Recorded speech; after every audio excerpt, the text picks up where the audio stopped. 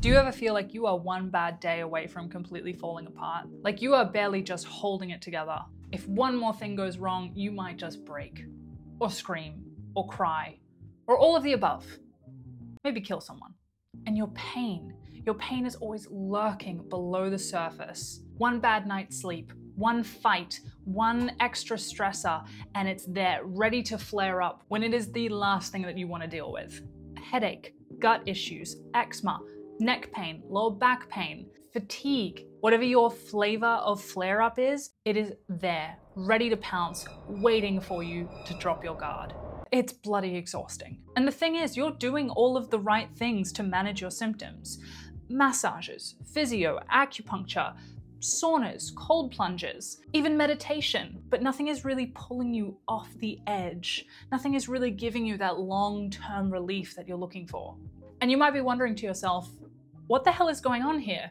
Why am I always living right on the edge of a flare-up? Why is my body so susceptible to any kind of hiccup, any kind of extra stress? So as someone who works with people with chronic pain and someone who has lived through chronic pain and chronic illness, this is one way that I like to think about it. Your body is like a pressure cooker. Everybody has a certain amount of pressure, but as the pressure builds and it gets right to the top, it starts to let off steam that tells you that it's reached boiling point.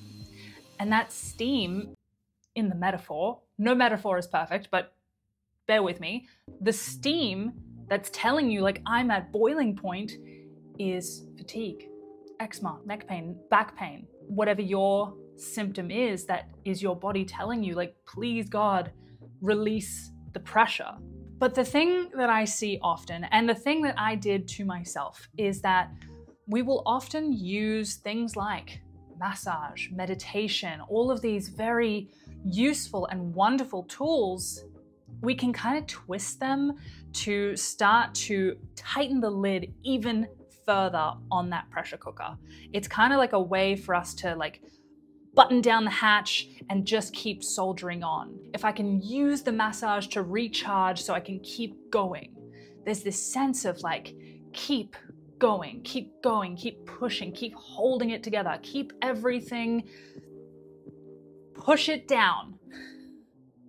Because the last thing we want to do is fall apart. So if you come with me on this metaphor, those symptoms are not the first things to show up when the pressure is building. The pressure can often start with just a feeling of unease when it's down here, unease, mild stress. But then we keep going, we keep plowing on, and the pressure builds and it builds and it starts to feel like tension in the body. And then it builds a little bit further because we are very good at just soldiering on. We keep going and then it builds further and further. And then it starts to feel like, oh, I'm getting some headaches. I'm not sleeping very well. And then it builds even further. And before we know it, we are up here dealing with these symptoms that are adding to the pressure. Okay, it doesn't quite work in this metaphor, but when you are up here and you're then getting symptoms, say for myself, I was getting eczema, which was adding to the stress that I was already feeling. It was just kind of keeping me at this level of pressure constantly up here. And I was trying to use all these tools to try and push the pressure back down, but I just bounced back up here so easily. Anything would trigger me. The tiniest little stress would trigger a flare-up. And so I started to just try and cope. There was a lot of coping going on, trying to hold myself together and keep soldiering on, keep trying to fix the symptoms. You know, it starts down here with like the situational stress and mental stress and emotional stress that just builds and builds and builds and builds until we start leaking steam left, right, and center. So this actually happened with a client of mine. I had such a wonderful session with a client and I've asked her permission to share this story. She came in, she sat down, and before I could even say, "How are you?" she said, "I'm gonna cry." But the weird thing was, before the tears could even fall, she sort of pulled herself back together and said, no, I'm fine. No, really, everything's okay. It's okay. I'm very lucky, I'm very grateful. And she started to list the reasons that she was grateful. She was using gratitude to sort of like try and scoop herself together and keep it all buttoned down. And I asked her, what just happened now? Why did you stop yourself from crying? And she said, I don't want to fall apart. I have to keep it together. And I asked, what do you think would happen if you fell apart, if you let yourself fall apart? And she said, I'm scared I would never be able to put myself back together. And this is something that I hear all the time. For my clients with chronic pain, this is a repeating motif. This is a sentence I have heard time and time again. I have heard it out of my own mouth. We're so afraid of letting ourselves fall apart that we end up holding ourselves together in this very brittle, tense, locked up state. And the irony is that holding yourself together for your family, for your job, for your commitments, for your responsibilities, that is the thing that's actually stopping you from being able to fulfill those commitments and responsibilities. That's the thing that's making you sick, that's keeping you in pain. Trying to hold everything together is stopping you from being able to live your life.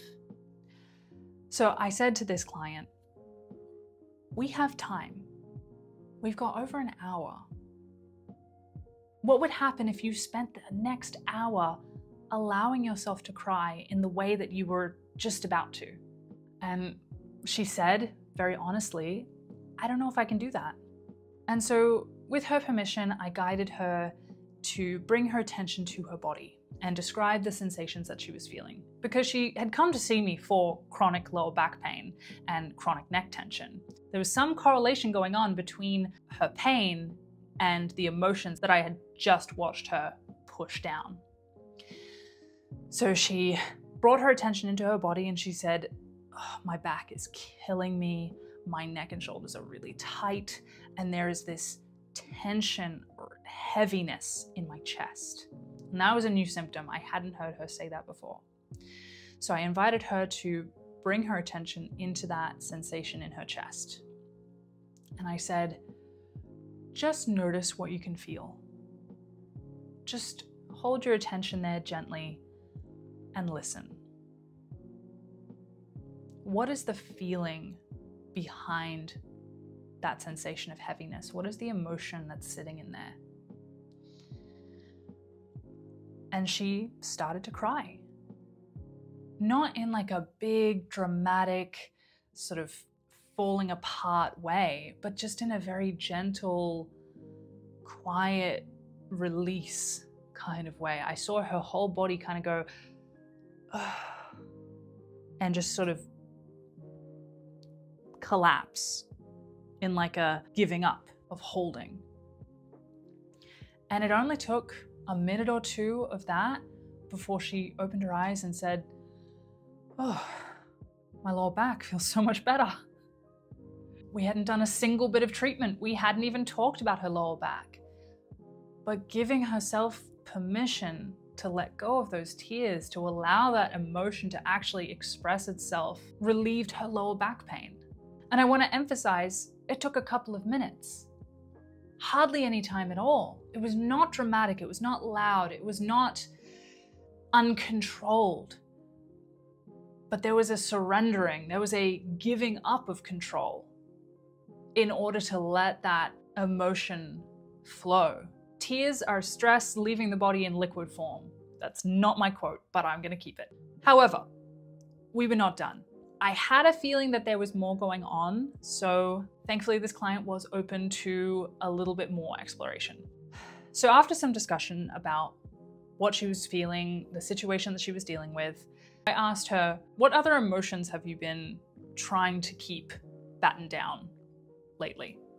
And there was quite a lot of emotions. You know, she mentioned guilt and frustration, and we sort of poked around at all of those feelings until we landed on the one that felt the most charged. And that feeling was anger. And when I brought it up, I kind of felt her go a bit like, ooh, you know, like, oh, I don't really wanna poke around at that. I don't wanna explore anger. And I said, what would happen if you let yourself feel angry? And there was this sense of like, oh no, I shouldn't do that. Because anger is a very frowned upon emotion, particularly for women and especially for mothers. And this client is a mother. It's very frowned upon to be angry, to allow yourself to feel that anger. And so I said to her, look, why don't we try this? I'm going to set a timer for 5 minutes, and I just want you to allow that anger to come up. You can say whatever you like. You can't scream because we're in a clinic, but you know, if you want to express that anger, this is the time to do it. And we're going to set a timer for 5 minutes. That's all you have to do. And she was like, okay, I'll try it. And I think she lasted about 10 seconds before she switched back into gratitude and compassion.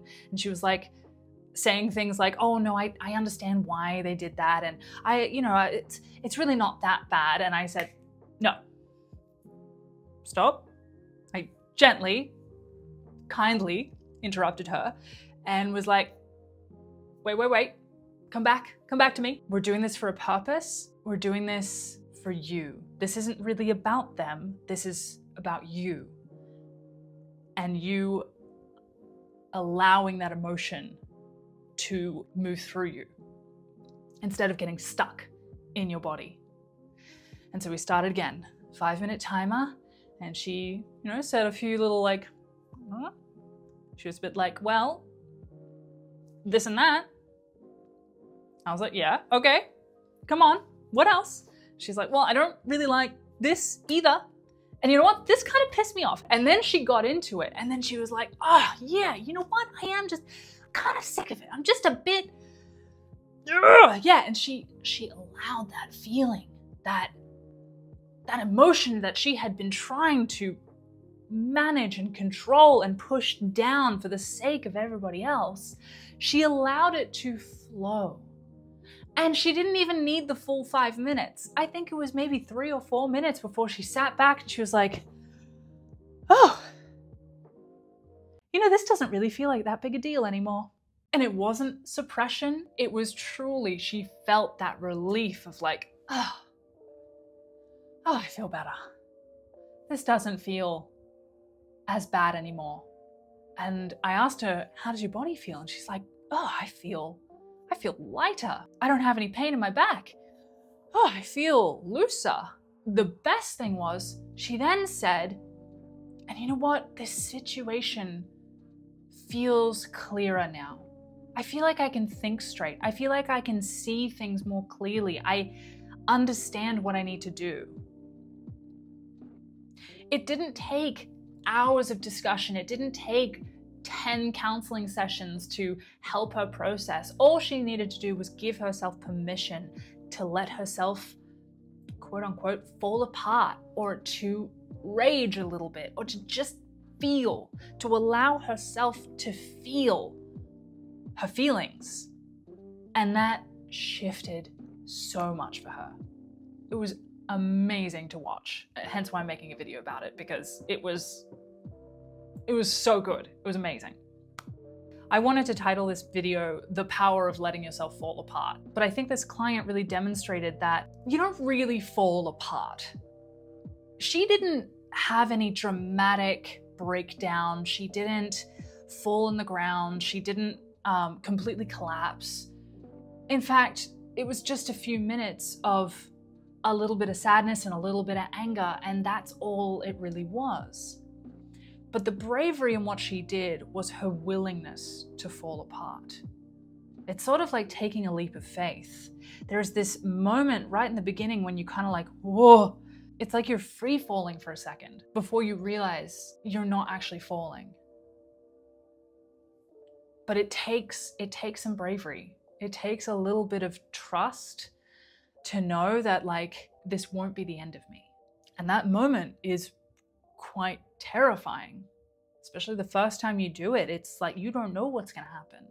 But at the same time, is it more scary than continuing this cycle of trying to hold yourself together and living under that level of pressure, and your pain just continuing and continuing. That's where the pressure cooker metaphor really comes into its own, is the willingness to press the button on the pressure cooker that like, that lets everything go. I remember the first time I used my pressure cooker, I was so scared. I was like, I thought it was going to explode because I could see the steam sort of leaking out, and like it looked really intense. And so I was expecting when I pressed that button, when I pulled that little lever back, it felt like it was going to go all over the kitchen. So I pressed the button, and yeah, at first it was like, there was this huge rush of steam, and then it just went.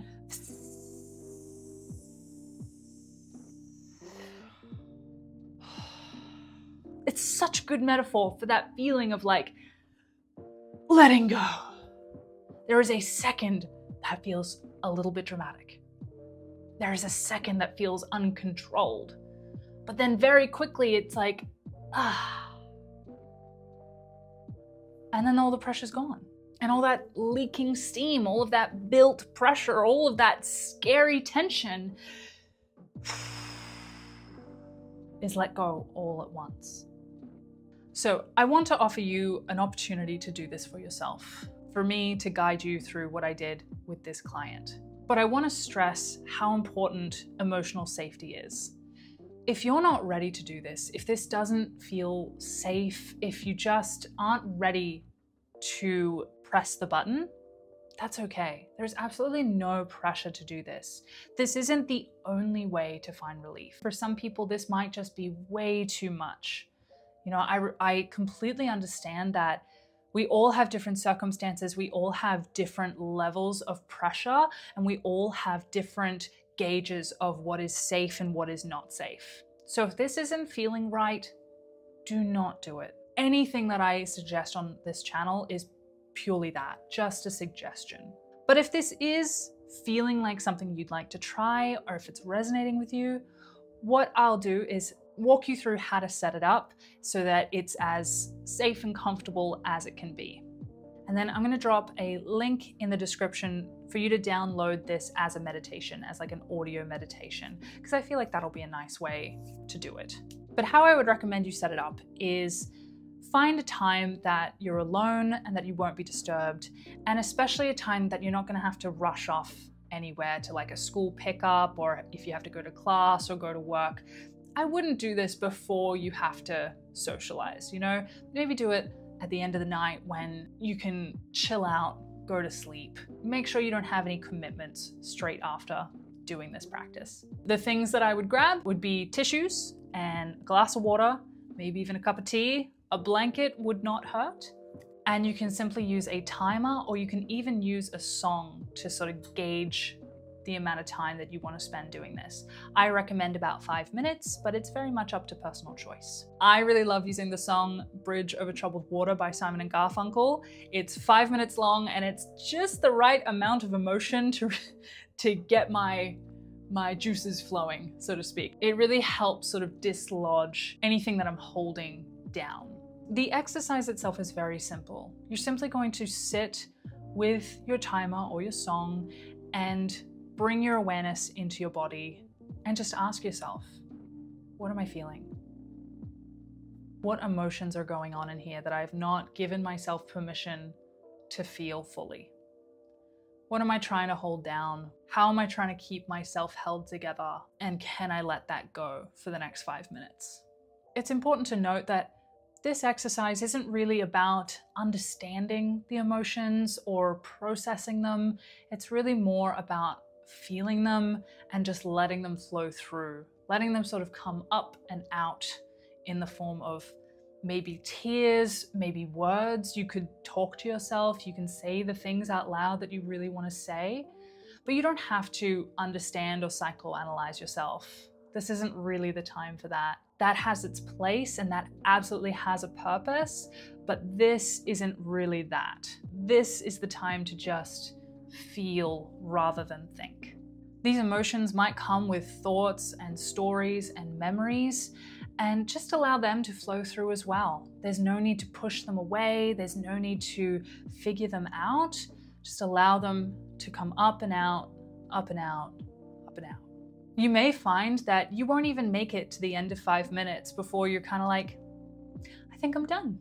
You know, you'll get that sense of, whew, I'm complete. You know, you don't have to make it last the whole time. You don't have to sort of reach down in there and pull everything out all at once. This isn't about that. This is just allowing yourself to let that steam go, to let that pressure drop. So why the timer? I know it kind of sounds weird to put a time limit on it, and this isn't really about the time itself. It's not about putting a limit on your emotions or trying to be efficient at emotions. This is more about creating a little bit of a safety net, a sense of boundary or a sense of container around this practice, because a big part of what holds us back from allowing ourselves to let go is that we feel like it's going to last forever. It feels like we're going to fall apart and it's going to chew up most of the day. You know, just like my client said, she said, I'm scared that I won't be able to put myself back together. So the 5 minutes is kind of like giving yourself permission and giving yourself a sense of an end point. Most people are willing to give themselves 5 minutes. And 5 minutes of emotional release is a lot better than nothing at all. Now, if you find yourself wanting more than 5 minutes, obviously that's okay. The 5 minutes is just a nice way to ease in to this kind of thing if you've never done it before, or if you're feeling scared that it's just going to keep going and going and going. That's all it is. It's just a very loose, gentle time frame. This isn't a magic trick. It's not a one and done permanent solution.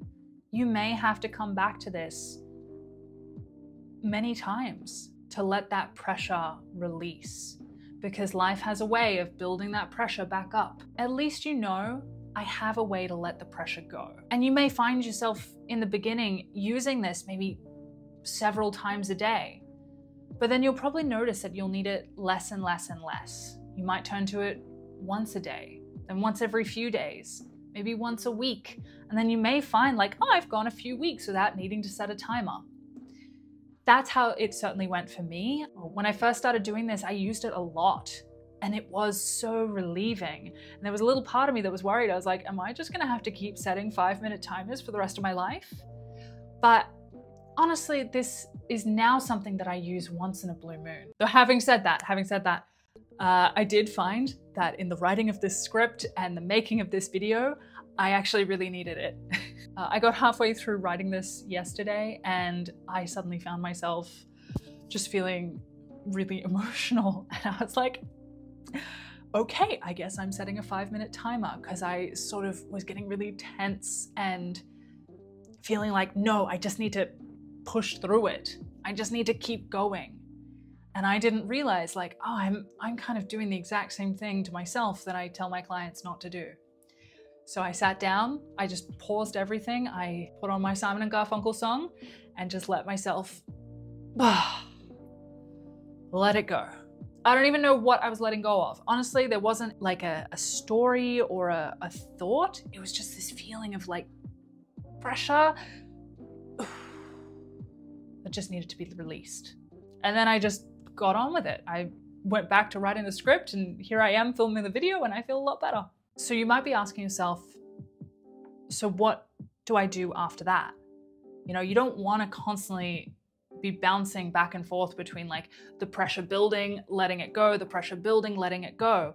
Obviously, we want to break that cycle. This tool is sort of a short-term release when things have built and you just need to let it go, but it's not really a super long-term solution. So that's what we're going to be talking about in part 2 of this video. So subscribe and hit the notification bell, do all the things if you'd like to know, what do I do about this pressure that's building up? What is the fire that's sitting under my pressure cooker? That's what we're going to be talking about in the next video. So if you'd like to watch that, I will see you there. Don't forget to click the link in the description if you would like an audio version of this exercise where I'm going to guide you through a little 5-minute process of how to do this. Or simply put on Simon and Garfunkel and see what happens. Okay, thank you so much for being here. I hope this has been helpful, and I'll see you in part 2. Bye.